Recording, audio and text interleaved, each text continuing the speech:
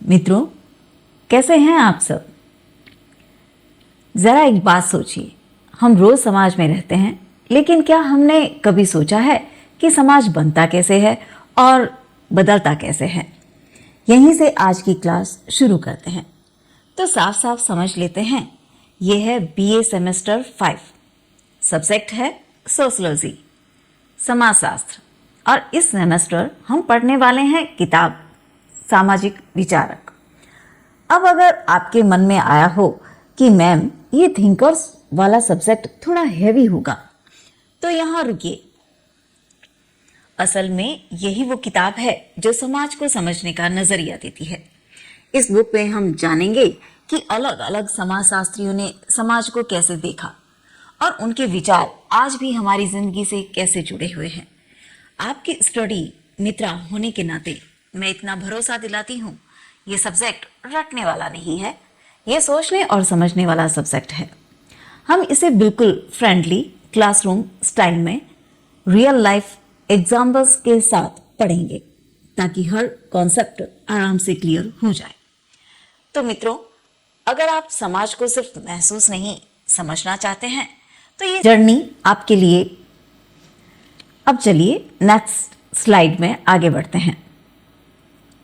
मित्रों, अब जरा आसान भाषा में समझते हैं कि हमारी किताब सामाजिक विचारक आखिर है क्या।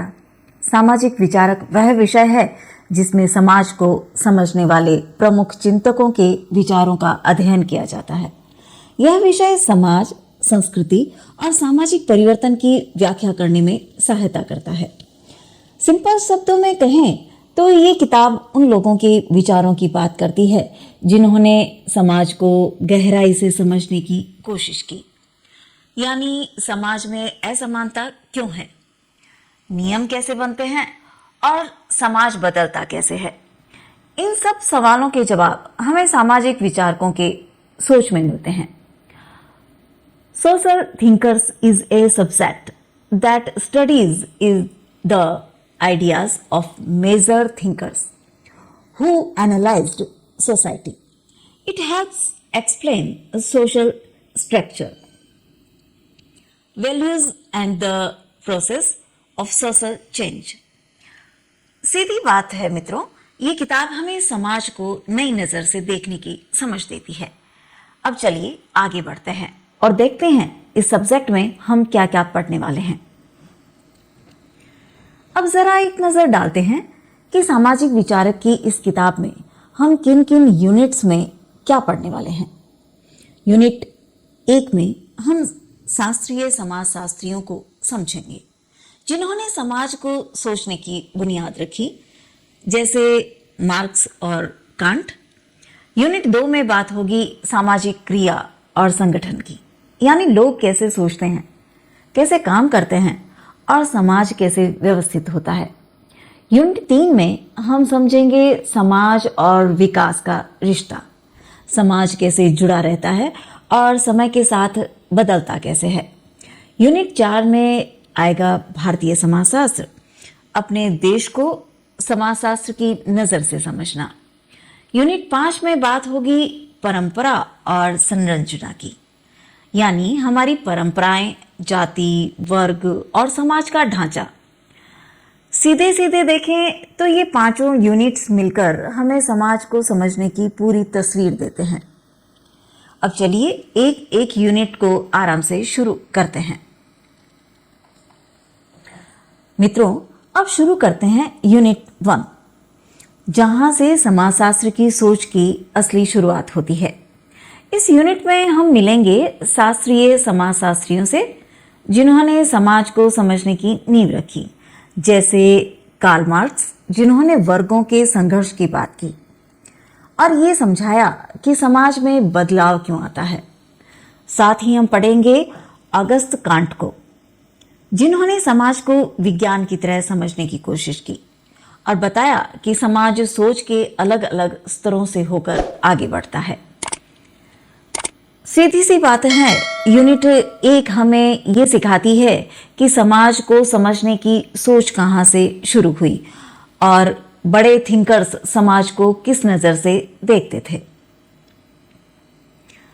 यहां हम पढ़ेंगे मैक्स वेबर को। यूनिट 2 की तरफ चलते हैं हम। इस यूनिट में हम समझेंगे कि समाज में लोग कैसे काम करते हैं और कैसे जुड़ते हैं। यहाँ हम पढ़ेंगे मैक्स वेबर को, जो हमें सामाजिक क्रिया का मतलब समझाते हैं और बताते हैं कि लोगों के काम सिर्फ एक्शंस नहीं होते, उनके पीछे सोच और मतलब भी होता है। साथ ही हम उनकी नौकरशाही और आदर्श प्रारूप की अवधारणा भी समझेंगे। इसके बाद आएंगे विल्फ्रेड पारेटो, जो सामाजिक क्रिया के साथ सामाजिक परिवर्तन की बात करते हैं, यानी समाज कैसे बदलता है और आगे बढ़ता है। सीधी भाषा में कहें तो मित्रों, यूनिट 2 हमें ये समझाती है कि समाज सिर्फ भीड़ नहीं बल्कि सोच और व्यवस्था से चलता है। अब चलते हैं यूनिट 3 की तरफ। इस यूनिट में हम समझेंगे समाज और विकास का आपसी रिश्ता।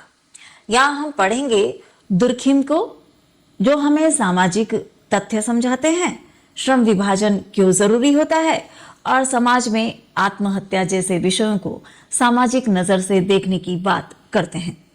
साथ ही हम जानेंगे हर्बर्ट स्पेंसर को, जिन्होंने समाज को विकास की प्रक्रिया से जोड़ा और उत्विकास की अवधारणा दी।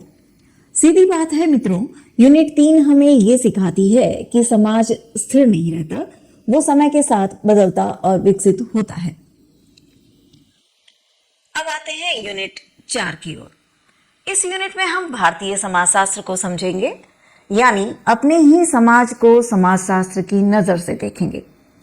यहाँ हम पढ़ेंगे A.R. देसाई को, जो भारतीय राष्ट्रवाद की सामाजिक पृष्ठभूमि समझाते हैं कि आजादी की सोच समाज में कैसे बनी। साथ ही आएंगे राधा कमल मुखर्जी, जो सामाजिक मूल्य, सामाजिक परिस्थिति की और समाज विज्ञान के सिद्धांत की बात करते हैं। सीधे सीधे कहें तो मित्रों, यूनिट 4 हमें ये सिखाती है कि भारतीय समाज को अपने संदर्भ में कैसे समझा जाए। अब आते हैं आखिरी यूनिट 5 की ओर। इस यूनिट में हम समझेंगे परंपरा और सामाजिक संरचना को। यहाँ हम पढ़ेंगे डीपी मुखर्जी को, जो परंपरा के द्वंद्व की बात करते हैं, यानी पुरानी परंपराएं और नई सोच समाज में कैसे टकराती है। साथ ही हम जानेंगे G.S. घुरिये के विचार, जहां जाति, वर्ग, व्यवसाय और उनसे जुड़े सामाजिक तनाव को समझा जाता है। सीधा सीधा कहें तो यूनिट 5 हमें समाज की अंदरूनी बनावट दिखाती है कि समाज दिखने में भले शांत लगे, लेकिन उसके अंदर बहुत कुछ चल रहा होता है और इसी के साथ सामाजिक विचारक की पूरी तस्वीर हमारे सामने आ जाती है। ऑलराइट मित्रों, आज हमने अपने BA सेमेस्टर 5 सोशियोलॉजी यानी समाजशास्त्र के सब्जेक्ट सामाजिक विचार का पूरा सिलेबस एकदम आसान और फ्रेंडली तरीके से समझ लिया है। अब आपको क्लियर हो गया होगा कि हर यूनिट में हम किन किन विचारकों को पढ़ने वाले हैं और उनके विचार समाज को समझने में क्यों ज़रूरी है। बताइए ज़रा, आज की क्लास आपको कैसी लगी? कमेंट करके ज़रूर बताइए। आपका फीडबैक से ही हमारी क्लासेस और बेहतर बनती है। अब अगली क्लास में हम हर थिंकर को स्टेप बाय स्टेप इतना सिंपल बना देंगे कि समाजशास्त्र भारी नहीं बल्कि इंटरेस्टिंग सब्जेक्ट लगने लगेगा। तो जुड़े रहिए MGSU मित्राध्याय के साथ, आपका अपना स्टडी मित्रा। धन्यवाद।